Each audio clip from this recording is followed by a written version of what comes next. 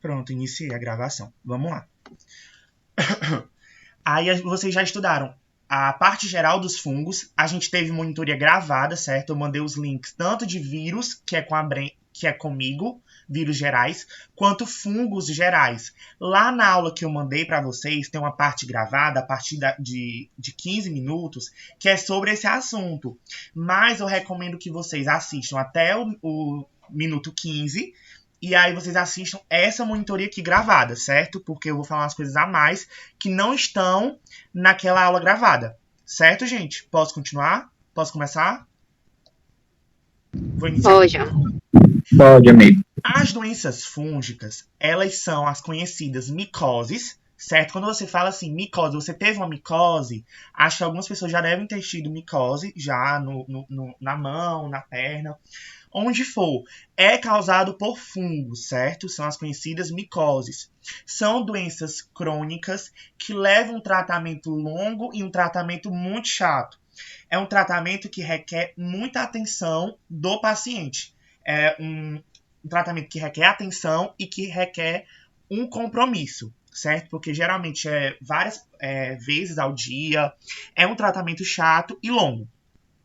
A classificação dessas doenças fúngicas se dá pelo grau de envolvimento do tecido, o modo de entrada do hospedeiro. A gente vai ver já já que algumas doenças elas se dão por entrada através de ferimentos, outras doenças fúngicas se dão pela inalação de esporos, certo, gente? Então, as doenças fúngicas elas são classificadas de acordo com o grau de envolvimento de tecido, modo de entrada do hospedeiro e entre outras classificações.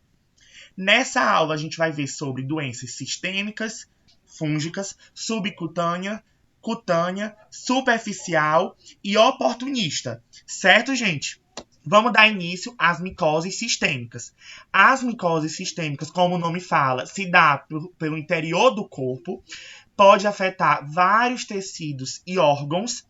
A rota de transmissão é principalmente a inalação, então o paciente ele vai inalar os esporos daqueles fungos, causado em geral por fungos que vivem no solo. E aí, esses fungos, geralmente, eles são fungos dimórficos. Como assim, João Vitor? São fungos que vão adquirir duas formas, que é as filamentosos e as leveduras. No solo, geralmente, esse fungo vai estar em forma filamentosa. E aí, quando o paciente ele vai inalar ali o fungo, dentro dele vai estar como levedura. E vocês viram na aula de fungos que essa diferença se dá principalmente por temperatura e localização de onde o fungo está. Deu para entender, gente, essa primeira parte? Sim, João. E aí, como exemplo da doença fungo sistêmica, a gente tem a histoplasmose, que é causada pelo fungo Histoplasma capsulatum. Você pega essa doença através da inalação de esporos. E aí, gente, essa doença ela é muito perigosa para pacientes imunossuprimidos. O que são pacientes imunossuprimidos? A gente já conversou sobre isso. E são pacientes que têm linfoma, são pacientes que foram transplantados renais, cardiopatas, hepáticos, pacientes com HIV. Coloquei destaque porque é muito importante, a gente vai ter um conteúdo sobre HIV, como HIV na odontologia, né? Então, algumas doenças aparecem em pacientes com HIV, são doenças oportunistas, e pacientes que usam altas doses de corticoides. A gente sabe que os corticoides, eles deixam o paciente com um sistema imune muito fraco. E aí, uma característica muito importante da histoplasmose é essa alteração pulmonar. Como vocês estão vendo, todas essas partes brancas que vocês veem aí na radiografia, gente, são fungos, certo? Aí aqui a gente vê alterações orais da histoplasmose na foto A e na foto B. Certo, gente? Então, o que é que eu preciso saber, João? Que a histoplasmose ela é uma doença fúngica sistêmica, que eu vou pegar ela inalando os esporos e que em pacientes imunossuprimidos eu vou ter uma piora. E que a gente tem uma característica principal, como característica principal, alterações pulmonares, como vocês veem aí na foto. Agora a gente falando sobre micoses subcutâneas. As micoses subcutâneas, como o nome já fala, vai estar na pele do indivíduo, Porém, uma característica muito importante e que diferencia das cutâneas é que nas micoses subcutâneas eu necessito de um ferimento pré-existente, certo? Então eu posso ter o fungo saprofítico, que ele vai se alimentar ali de animais em decomposição. E eu também tenho uma doença chamada esporotricose, que é essa doença aqui que tem no gatinho e aqui na mão desse paciente. Certo, gente? São tipos de micoses subcutâneas. Já minhas micoses cutâneas, eu não necessito de um ferimento pré-existente, certo? São as conhecidas dermatomicoses, que pode dar na epiderme, em unhas, cabelos, e a transmissão ela se dá pelo contato direto, certo? Geralmente, algumas assim, pedicures que não higienizam corretamente ali os seus instrumentos de trabalho pode acabar transmitindo para as unhas de suas clientes alguns fungos. Aí a unha pode até cair, gente. E a gente tem alguns fatores predisponentes. Aquela sudorese excessiva, pacientes que soam muito, geralmente podem ter essas micoses cutâneas. E usos de roupas que não permitam a transpiração. Roupas muito apertadas, calças muito apertadas, podem causar o aparecimento de micoses cutâneas. Como exemplo, a gente tem um pano branco, certo, gente? Que é a ptiríase versicolor. Certo, gente? Até agora tudo ok? Ok. Agora, eu quero que vocês prestem muita atenção nessa parte, porque cai muito em prova e é algo que a gente vai levar para a nossa vida. E vai ajudar muito lá no terceiro semestre. Se Deus quiser, próximo semestre vocês vão estar vendo farmacologia. E aí vocês vão lembrar lá da aula, o João Vitor falou isso, isso, isso. E aí já vai ajudar como base, né, de ensino. O que são fungos oportunistas? São fungos que são inofensivos em seu habitat normal, a saliva, por exemplo, que é o que nos interessa, só que ele vira patogênico em um hospedeiro debilitado. Aquele hospedeiro que passou por algum problema de imunossupressão e tal. Então, o fungo oportunista, como o nome já fala, ele pega aquele momento que o hospedeiro está debilitado para virar patogênico. E a primeira doença, a gente tem a candidíase. Vocês já ouviram falar dessa doença, gente? Já. Mas assim, antes de vocês entrarem na odontologia, vocês sabiam que ela poderia dar oralmente? Sabia.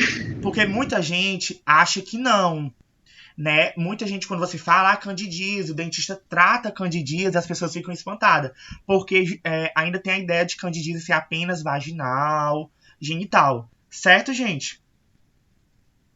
Então, a candidíase ela é causada pelo fungo Cândida, principalmente da espécie Candida albicans, é a mais encontrada. Algumas pessoas aqui que estão nessa sala do MITS podem apresentar esse fungo oralmente, mas não ter apresentado a doença, mas pode vir apresentar em um momento de debilitação do sistema imune. Como tem dizendo aqui no tópico, 1/3 das bocas saudáveis do mundo apresentam fungo. E aí, gente, eu quero que vocês guardem essa informação aqui, ó. Pseudo-IFA, pra gente falar lá no tratamento. Eu quero que vocês guardem esse nomezinho aqui. Pseudo-IFA, que é uma característica da candidíase que a gente vai comentar lá na frente, que é importante no tratamento. É a micose oral mais comum e presente em pacientes usuários de próteses removíveis. É o principal fator predisponente da doença. Pacientes usuários de próteses removíveis. Então, aqui a gente tem imagens de candidíase, certo? E aí a gente tem alguns fatores de predisposição, que a gente acabou de comentar que são as próteses removíveis, mas em relação aos fármacos, será que medicamentos podem trazer uma predisposição à candidíase, gente? Com certeza. Drogas que alteram a flora bacteriana normal, drogas supressoras do sistema imune, drogas que causam xerostomia, óbvio. Como eu vou ter uma hipossalivação, eu não vou ter a minha saliva ali de forma adequada, o meu fluido salivar de forma adequada. E a gente sabe que na saliva, a gente tem componentes de proteção, certo? Então, aquelas drogas que causam xerostomia, que é a boca seca, elas podem sim ser um fator de predisposição à candidíase oral. A gente também tem fatores nutricionais, deficiência desses fatores nutricionais causando a candidíase oral, como deficiência de ferro, deficiência de vitamina B12, folato, desnutrição energético-proteica, deficiência de vitamina A e deficiência de vitamina C, certo? Outros fatores de predisposição bastante importantes são doenças sistêmicas, como, por exemplo, a diabetes mellitus. A gente sabe que a diabetes mellitus, como tem um aumento de glicose no sangue do paciente, aquela glicose proporciona que o paciente tenha mais infecções, certo, gente? Então, a diabetes mellitus é um grande fator de predisposição à candidíase oral. A gente também tem o hiperparatireoidismo e o hipoparatireoidismo, que vão causar o processo de hipossalivação. Então, pode ser que seja um fator de predisposição à candidíase. Síndrome de Sjögren, que é justamente a boca seca, ficar seca justamente quando está nervoso, principalmente. Pacientes com HIV e AIDS, muito importante. Quem é da manhã aqui, hein, gente? Tem alguém da manhã? Tem, né? Amanhã vocês vão ter uma aula e eu que vou dar aula junto com a professora, gente. Eu vou dar sobre HIV. Então eu quero que vocês cheguem lá afiados, certo? Amanhã vai ter uma participação especial minha na aula da manhã. E eu vou falar sobre HIV. E por que é importante o cirurgião dentista ter o conhecimento do HIV, né? Eu vou adiantar um pouco. Alguns aparecimentos sintomatológicos do HIV aparecem na boca. E a candidíase é um sinal muito importante do HIV oralmente. Então, a prevalência de candidíase em pacientes HIV é de 56%. E a prevalência em pacientes com AIDS é 80%. Alguém sabe me dizer a diferença de HIV e AIDS? Ou vocês acham que são iguais as duas coisas? Alguém? HIV é o vírus, AIDS é a doença, né? Justamente. AIDS, gente, é a parte pior desse processo de doença, né? O paciente HIV positivo, ele pode ser soropositivo ali, porém não demonstrar AIDS, certo? Então, pacientes que estão muito debilitados, eles podem chegar a um caso de AIDS e apresentar, sim, candidíase oral. Pacientes com leucemia e pacientes que já passaram por radioterapia ou estão passando, ou pacientes que passaram por quimioterapia ou estão passando. Deu para entender, gente, os fatores de predisposição?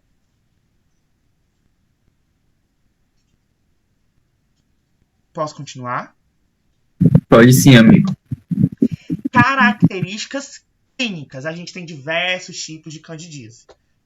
Candidíase pseudomembranosa. Essa candidíase que vai apresentar placas brancas destacáveis, como está aí na foto. Essas placas brancas, que ao vocês pegarem ali a sonda exploradora e passar aí na língua desse paciente, essas placas brancas, elas vão sair, certo? Então, a característica muito importante da candidíase pseudomembranosa é ter placas brancas destacáveis.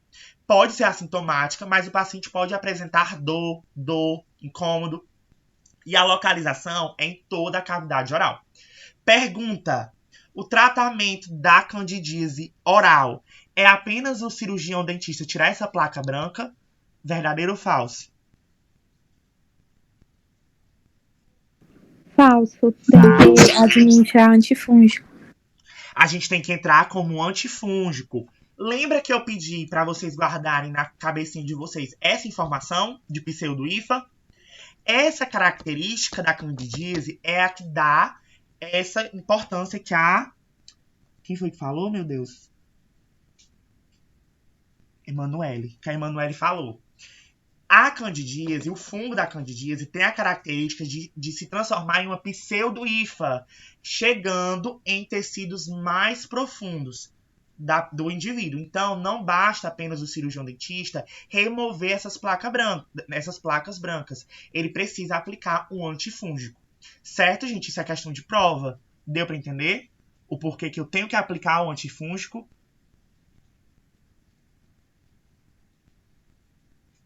Pode repetir, amigo, por favor. Repita, por favor. Posso sim. A candidíase, ela pode adquirir uma forma chamada pseudo-IFA, certo? E o que é que essa forma vai ajudar o fungo? Vai ajudar o fungo a chegar em tecidos mais profundos da cavidade oral. Então, não basta o cirurgião dentista remover só essa placa branca se o fungo entrou lá na língua. Entendeu? Então, ele vai ter que aplicar um medicamento antifúngico. Deu para entender? Obrigado, amigo. Outra pessoa pediu para repetir. Deu para entender?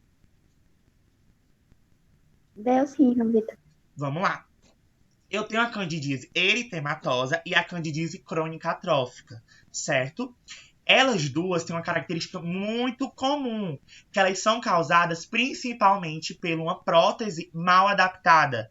Então, na eritematosa, candidíase eritematosa, como o nome já fala, eu vou ter algo vermelho, certo? Manchas vermelhas, áreas eritematosas avermelhadas, como estão na imagem aqui, ó.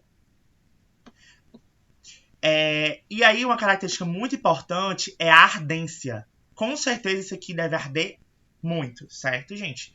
E aí, outra pergunta. Será que o cirurgião dentista, ele pegou esse paciente com uma prótese mal adaptada, ele passou o medicamento pronto ou precisa de alguma outra alteração? Vocês acham que é só passar o medicamento para esse paciente que está com uma prótese mal adaptada e causou candidíase? E aí, gente? Precisa de uma educação sobre higiene de prótese, porém eu preciso fazer a manutenção dessa prótese. Além da higiene da prótese e a higiene oral, eu preciso mandar para um protético para fazer a manutenção dessa prótese para não ficar mais mal adaptada, porque próteses mal adaptadas geram acúmulo de biofilme. Certo, gente? Deu para entender? Ela só vai ficar na prótese ou ela pode ser causada por outro motivo? Não, pode ser causada por outro motivo, mas a eritematosa principalmente é por prótese removível. Por isso que é justamente na área dessa prótese removível, como vocês estão vendo na foto. Mas pode ser causada por imunossupressão também. A candidíase crônica atrófica, ela pode ser assintomática ou causar dor e ardência. Ela é causada pela pobre higiene oral e próteses mal adaptadas. E aí a gente tem 3 tipos de candidíase crônica atrófica. Foi falado, gente, em aula? Isso.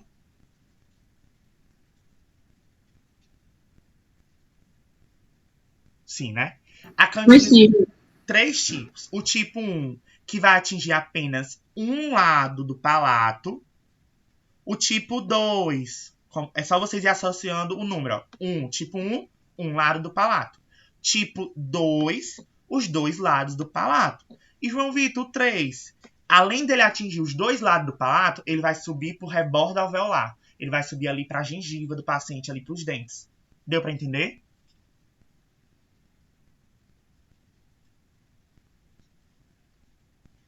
Vamos lá. Deu sim, João.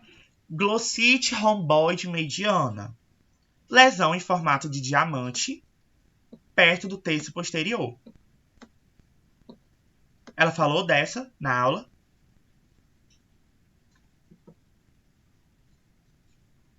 Sim, né? É uma doença fúngica ou não?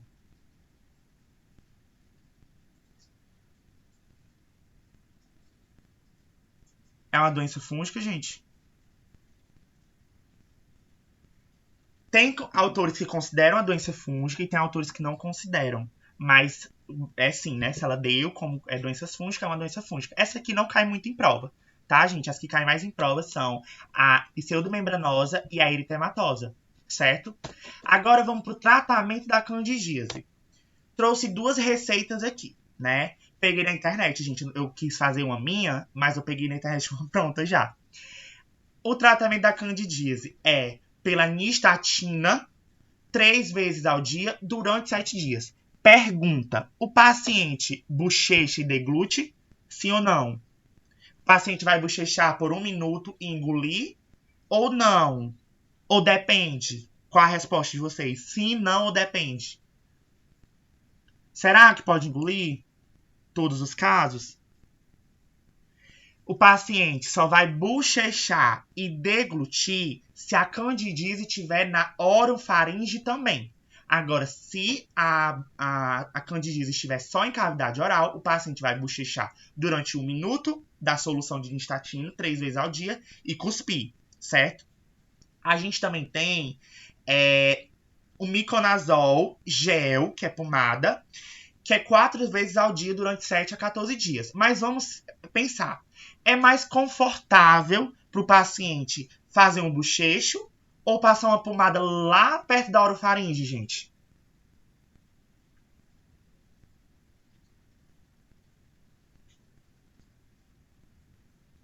Pessoal?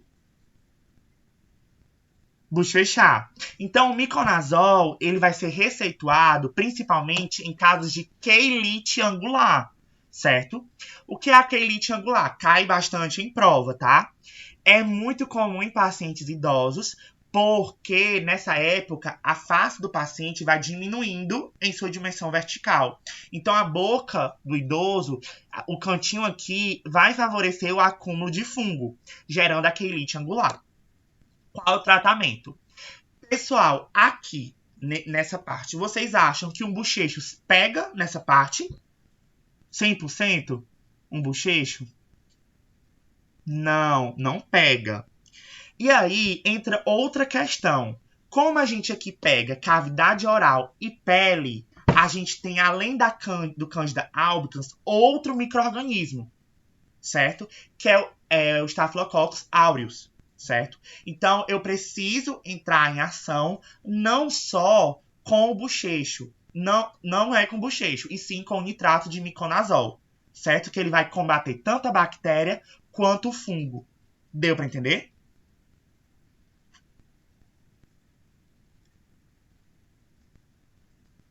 E aqui tá a posologia.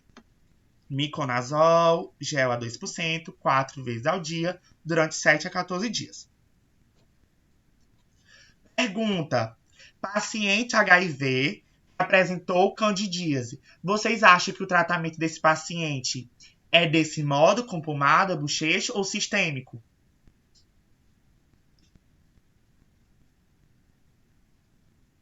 Vocês acham que pode ser os dois, mas preferencialmente o sistêmico, com comprimidos de dose única. Itraconazol, cetoconazol, certo, gente? Isso vocês não precisam saber. Mas lá na Farmaco, vocês vão ter uma aula exclusivamente de casos clínicos, onde vocês vão ver e vão relembrar isso aqui e vão arrasar, porque vocês tiveram monitoria sobre isso.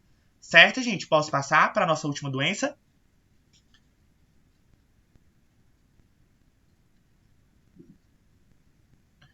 Alguém fala o nome daí dessa doença, gente? Vamos ver se alguém consegue. Emanuele, fala. Vai, amigo, desafio. Meu Deus. Paracoccidioidomicose. Violet falou na primeira vez. Arrasou. Eu não consigo falar, gente, por isso que eu peço para os meus alunos falar. É causada pelo fungo P. brasiliensis, né? A blastomicose brasileira. É um fungo dimórfico. Vai estar atingindo principalmente pacientes do sexo masculino, de 30 a 50 anos, e agricultores. Ela falou isso em aula? De ser agricultores, gente? Falou, né? Que é importante. Porque pode ser que caia um caso clínico, certo? Na prova, caracterizando esse indivíduo e vai dar na cara, né? Um paciente com 35 anos, paciente com 50 anos, agricultor, né? É causada pela inalação desse fungo, né? Dos esporos. E também, outro fator que causa a doença é comer a carne de tatu infectada. O tratamento é feito por itraconazol, né, que pode ser também usado no tratamento de candidíase em pacientes com HIV. E esse tratamento, gente, dura muito tempo, de 6 a 9 meses de tratamento. Por isso que lá no início da monitoria eu falei que geralmente o tratamento das doenças fúngicas é um tratamento demorado, que dura meses, certo, gente? Semanas. E aqui tem algumas imagens que a paracoccidioidomicose pode causar, tanto características orais quanto pulmonares, também cerebrais. Certo, gente? Fim. Qualquer dúvida, vocês podem estar me chamando. Essa monitoria é muito rápida, mas deu para tirar, gente, a dúvida de vocês.